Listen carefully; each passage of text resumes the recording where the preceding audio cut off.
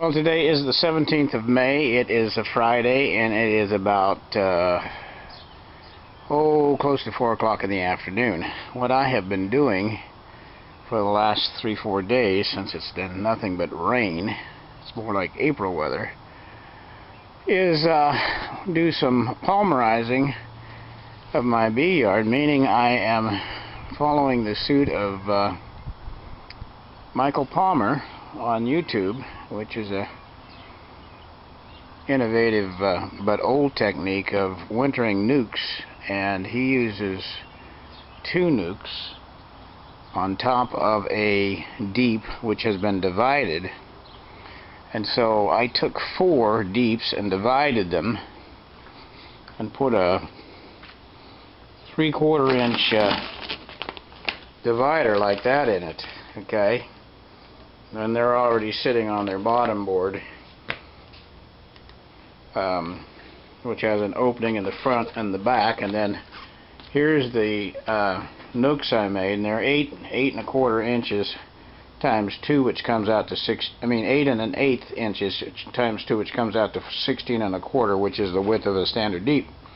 So you put 2 of those, and I made 4 combos.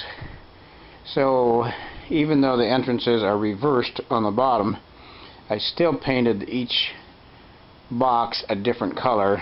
So I'm going to put a green and a brown on the top of each of the 4 doubles, and that'll be easier for me to keep track of from the standpoint of color. I don't think the bees it'll be a big problem for them, since the entrances are on either catty corner on either end, front and back. So the other thing I did was doing a little reading on feed bags, and this particular feed bag came from wild bird food or seed. And I'll show you this real close up. Then I get real close, you can see that this is a woven material. It goes vertical, and I don't know if it's going to show up very good, vertical and horizontal. And when you look at it, the impression is that it's not breathable, but it is. You can actually blow through it with a little bit of force. So it's interesting, because when you look at the outside, which is all glossy and painted with all kinds of great pictures and what have you, you'd think that it was waterproof, but it's not. It's breathable. So I'm planning to use that underneath my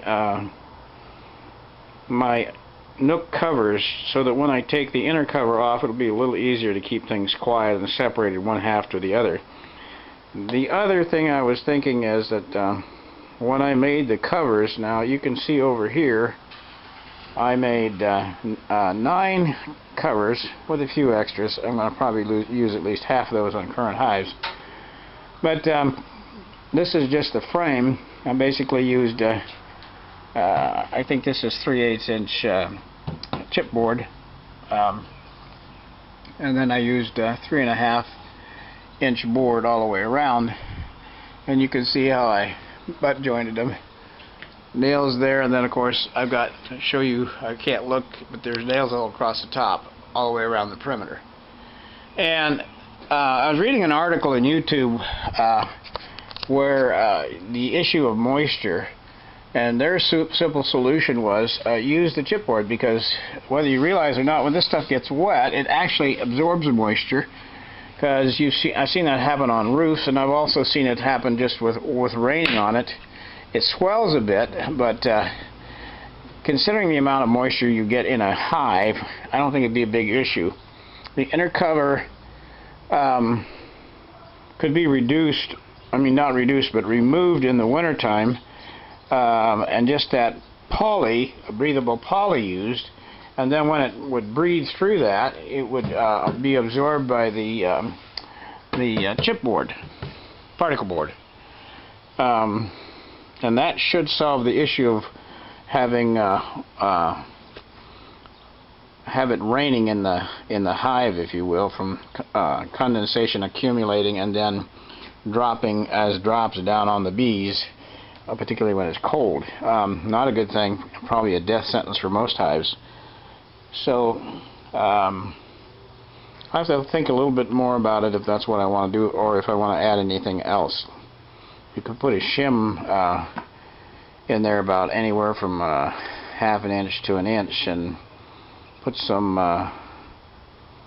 burlap, or not burlap, but canvas on the bottom, then fill it up with say chips, wood chips, just plain wood chips, and that would absorb moisture, and then you could put your outer cover on top of that.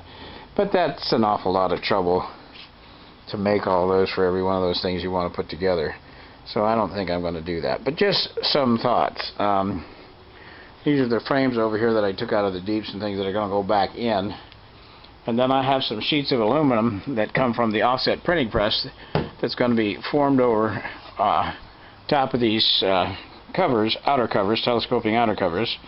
There's my inner covers down there for the Nucs, and they have a plywood surrounded by pine, and a couple of extra bottom boards, but and of course you see this plastic thing here,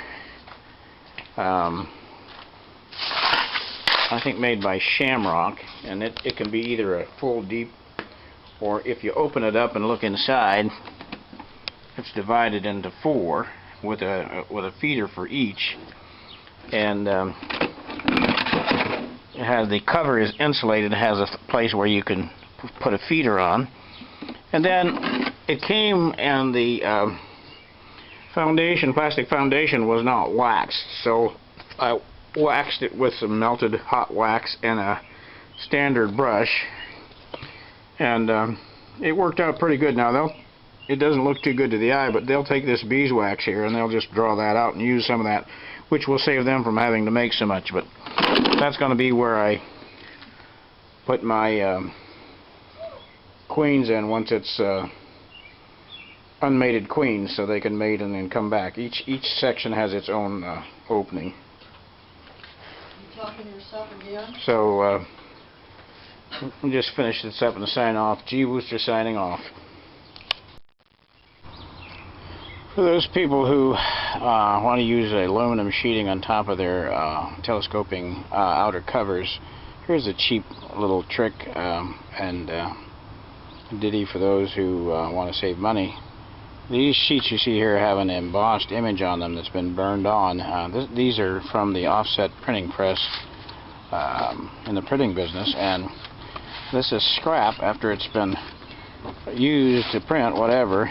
Then they're taken off the press and exchanged for a new one, of course, with the image, a different image. Now it looks like that on one side, and then if you flip it over, it's just plain old aluminum, which will about blind you.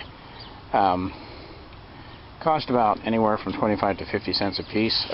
Way big enough to do a telescoping cover, as you can see. I cut them to size using about 2 to 3 inch overlap, depending on how much aluminum is left to roll over the side, and then I just use tacks to pound them into the side of the board on the telescoping cover. Works great. Keeps everything nice and dry inside the hive.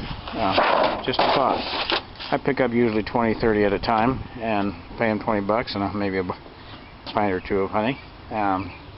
Sure a lot cheaper than the stuff you have to buy in the store.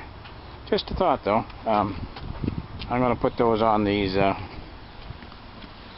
covers you see stacked there. When I get done, I'll take a picture so you can see what it looks like. I'll catch you later. So here we are, as promised. There's the finished product. The sheet that you see up here, or sheets, you take one of those, and I just cut it down a little bit in size, so I have about a 1/2 inch or better overlap. Turns out that the overlap on the shorter end is larger than the overlap on this end because of the way the sheets are sized, but it works out quite well. And I just use black tacks, steel tacks, to anchor it down, and then wrap the corners after you cut them. Give you a little closer look here. Come over here and put this on this table here, so you can see the, maybe if I get the sun out of the way here. There's your wrap, and there's your inside, And these are just butt joints. And the particle board is nailed to the top of the surround wood. This is a little sturdier because chipboard isn't too tough stuff from the standpoint of screwing things into or nailing things in particular. But there you go, finished product. This is G Booster signing off. So this is a continuation of the previous video, just to show you what the finished product looks like. I showed you a single telescoping outer cover, so now we're finished, and I have 9 of them stacked up. And these are my Nucs, of course, that I'm making that go with my Michal Palmer style setup. And there's the cover finished, and there's, as you count down, there's 9 of them there. The 10th board I turned into a bottom board that I needed more than I needed to cover, so I would have made an even 10 out of one sheet of 3/8 inch 4 by 8 foot sheet of 3/8 inch particle board. So all the supers are painted. These are the Nucs.